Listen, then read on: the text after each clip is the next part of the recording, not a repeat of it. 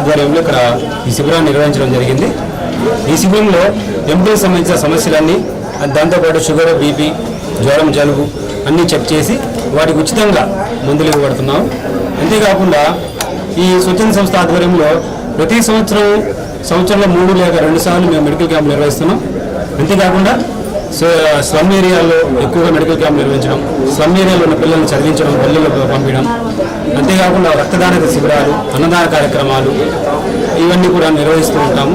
ఈ స్వచ్ఛంద సంస్థ కార్యక్రమంలో మాకు నుండి ప్రోత్సహించినటువంటి మా వైస్ ప్రెసిడెంట్ ఝాన్సీ గారికి, మరియు మా కోసం వచ్చినటువంటి టౌన్ ప్రెసిడెంట్ గణిక ఝాన్సీ గారికి, సెక్రటరీ గారికి, అదేవిధంగా కవిత స్టేట్ మహిళా నాయకురాలు కవిత గారికి కృతజ్ఞతలు తెలియజేసుకుంటున్నాను.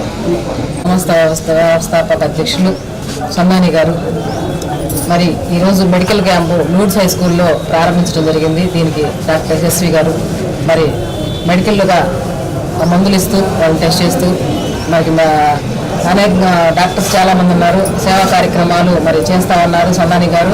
అలాగే బ్లడ్ క్యాంపులు ఎన్నో నిర్వహించున్నారు. పార్టీలో కూడా చాలా యాక్టివ్గా మరి ప్రజా సమస్యలు తెలుసుకుంటూ ముందుకు వెళ్ళే వ్యక్తి ఎవరైనా సన్నాని గారు. ఎంతో కాలం నుంచి మాకు వారితో పరిచయం ఉందండి.